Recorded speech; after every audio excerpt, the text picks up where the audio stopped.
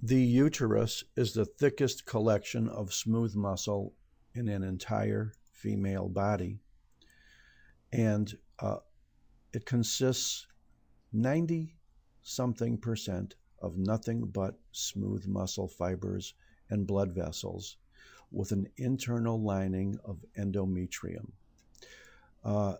As you may remember, the superior portion of the uterus is lined by a true serosa consisting of mesothelial cells or visceral peritoneum, while the lower portions and cervix of the uterus do not have the luxury of having a serosal lining, which means you can't see or feel it when you are in there. But this suffice for now. Let's just say that these are all smooth muscle fibers. They are arranged every which way. They are arranged in whatever way it takes for the uterus to contract whenever it has to contract.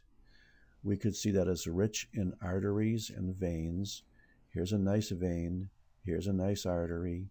Here's a nice artery. Here's a nice artery. Here's a small vein. Here's probably that same artery.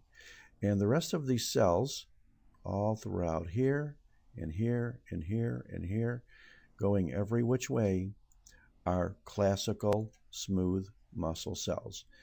Yes, once again, you could confuse them very easily with fibroblasts, but as you know, smooth muscle will not, cytoplasm will not stain with the trichrome stain because it's not collagen.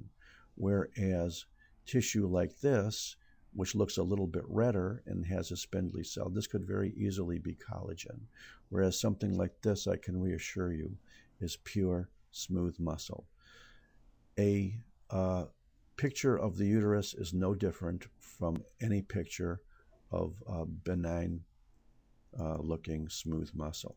As we move towards the center of the uterus, not having the luxury of seeing the serosa on this case, this entire glandular thickness here now is endometrium.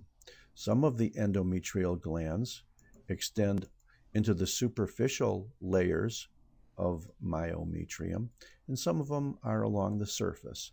And the connective tissue between the endometrial glands is called stroma, whereas the connective tissue of the myometrium is just smooth muscle and collagen. And that's it for now. We'll get into the endometrium a little bit further, but let's just say this is a normal endometrium, and I thank you very much.